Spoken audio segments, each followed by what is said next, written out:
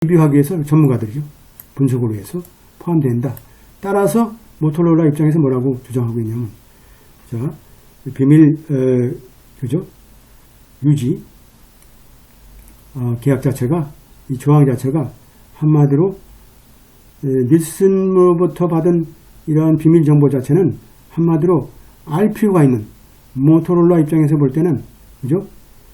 알 필요가 있는, 직원이 하는 다른 직원이죠. 비직원들한테까지 우리가 확대되도록 우리가, 해석돼야 된다. 주장하겠죠. 해야 된다. 여기서 볼 때는 이제, 여기에 이제 한마디로 이제 걸림돌이 됐는데, 외부 직원, 외부 이제 한마디 컨설턴트한테, 전문가들한테 맡긴 거죠. 두 사람한테. 그래서 보고서를 수정해서, 이 사람한테 넘어간 거죠. 그렇다면 어떻게 법원에서 어떻게 나와야 될까요?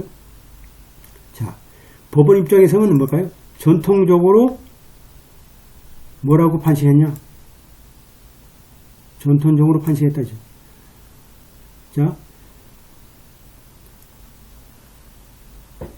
자, 수용자죠. 수용자니까 모토로라의 입장에서 보면 모토로라의 직원들한테 제공되는 비밀 정보의 배포를, 그죠? 배포를 제한하는 비밀 준수 계약죠. 비밀 준수 계약이라는 것은 한마디로 뭘까요? 허락하였다.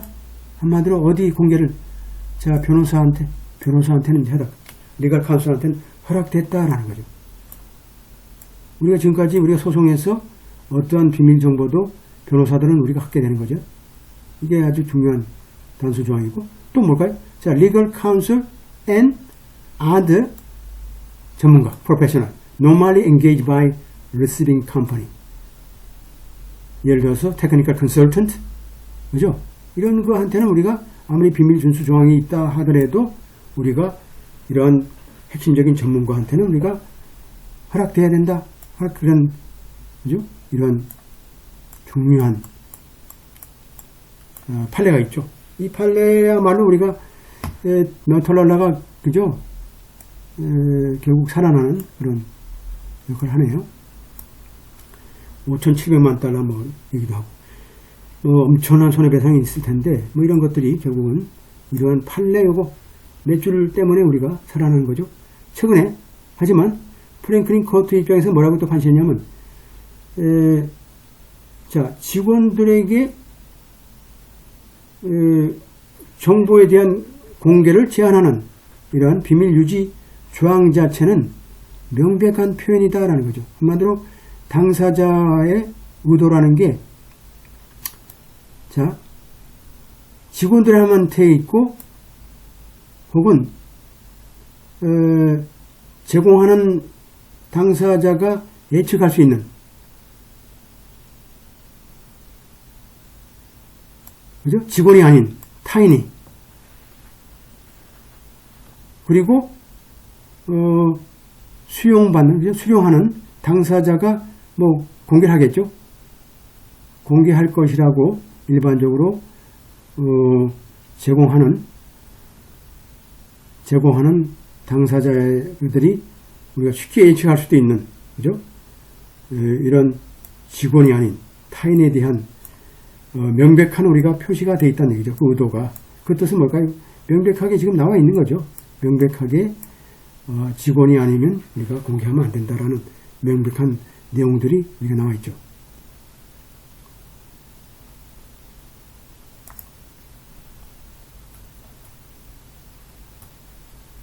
따라서 그러한 해석 자체는 여기선 적절하다 이거죠. 어떤 경우에 그 조문 자체가, 자, 그 직원한테 공개를 제한하고 혹은 명시적으로 제3자한테 공개를 금지하는 경우에 이 해석은 더욱 적절하다. 더욱 적절하다. 좋다가 많은 건가요? 하여튼. 그러니까 두 사람 사이의 인텐트가 중요하죠. 여기서 보게 되면, 읽을 때 잘 보세요. is very clear expression, intent, 그죠? of the party. 그죠? 이게 중요하죠? 하다, 이거죠? 그래서 당사자들은, 자, 어떤 조건들을 우리가 살펴볼 기회가 있었다라는 거죠. 한마디로 이러한 비밀 정보들이, 모토로라가 제3자한테 공개할 수도 있느냐라는 그런 조건들을 살펴볼, 그죠? 필요가 있었고, 또 모토로라 입장에서 뭘까요? 닐슨으로부터 제공받은 데이터를 평가를, 그죠? 하는 경우에, 그죠? 도움을 받기 위해서, 도움을 제공하기 위한 제3자한테 우리가, 과연 갈 수 있는지도 우리가 확인할 수 있는 거죠. 따라서 어떻게 돼요? 따라서, 예를 들어서, 어떤 사람들한테 공개를 할 수도 있었다는 거죠. 한마디로 알 필요가 있는 사람들한테 혹은 또 개인들한테 특별하게 알려진 개인이죠. 명시된 개인이죠. 특히 명시된 개인이나 알 필요가 있는 사람한테 제공할, 허락할 수도 있었다. 코드 해보니까 할 수도 있었다. 혹은 제3자에도 제공할 수도 있었다. 허락할 수 있었다. 한마디로 뭘까요? 그죠? 비밀 준수 계약이 돼 있었던 제3자에게도 할 수 있었다.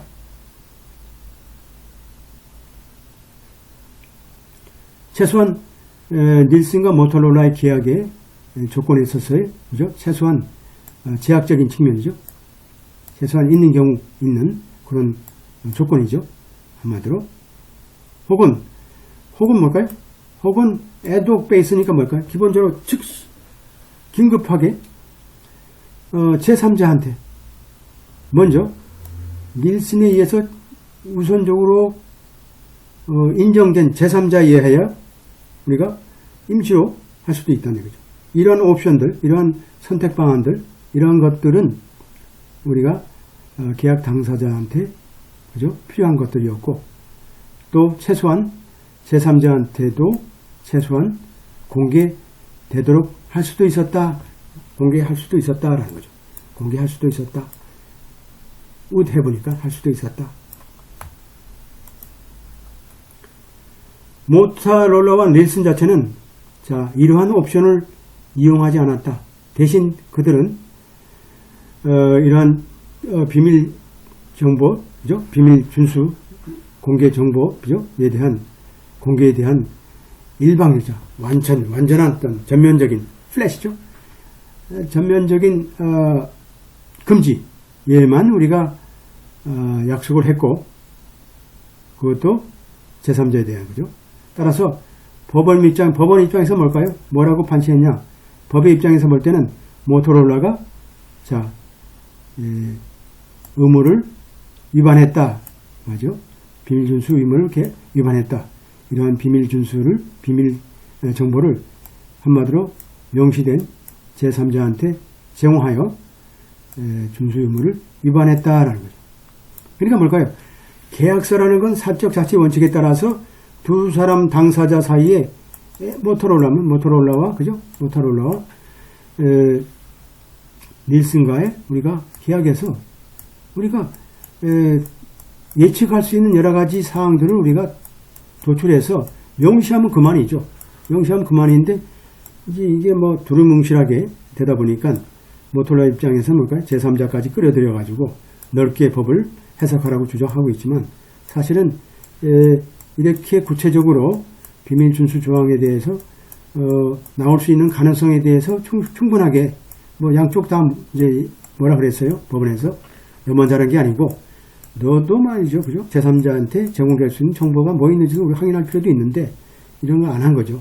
결국은 이제 모토로라가 결국은 패소한 케이스지만 이 사건을 통해서 우리가 기술과 관련된 정보 관련된 우리가 준수 계약서는 좀 차분하게 작성해야 되겠다는 생각이 드네요. 그죠? 그래서 이 정보 또 있나요? 이건 또 아니네요. 그래서 오늘은 68페이지 정도까지 일단은 쉬지 않고 그냥 달려왔습니다. 그래서 오늘은 또 몇 분이 또 오늘 학교 시험 때문에 빠졌습니다. 그래서 더 이상 나가는 건 또 무리가 있고, 여러분들 기술과 관련된 우리가 판례를 다룰 때는 좀 해석하기도 좀 버겁고, 그죠? 그런데 하여튼 눈으로 봐서 여러분들 이해하면 되는 거니까 제가 그 나름대로 우리나라 말로 이제 설명한 내용들을 잘 보시고 그렇게 이해하면 될 것 같습니다. 혹시 그 이은영 씨 질문 있어요? 네, 뭐 특별한 질문은 없습니다. 네. 허준 씨는 듣고 있나요? 계속? 네, 듣고 있습니다. 네. 네, 예, 뭐 동의됩니까? 네, 많이 도움되고 있습니다. 네. 그래서 하여튼 제가 볼 때는 판례를 많이 읽고 소화하게 되면 뭐 어떤 문제가 나와도 뭐 이해가 되니까, 그죠? 뭐가 이제 이슈인지, 뭐가 홀딩인지, 리즈닝인지 우리가 확인하게 되면 뭐 큰 문제가 없을 것 같아요. 그래서 요번 학기에 다 뛸지 모르겠지만 하여튼 하는 데까지 해서 잘 좀 정리해서 여러분들이 좋은 성과가 있었으면 좋겠습니다. 오늘 여러분들 고생하셨어요. 다들 들어가세요. 감사합니다. 고맙습니다. 네.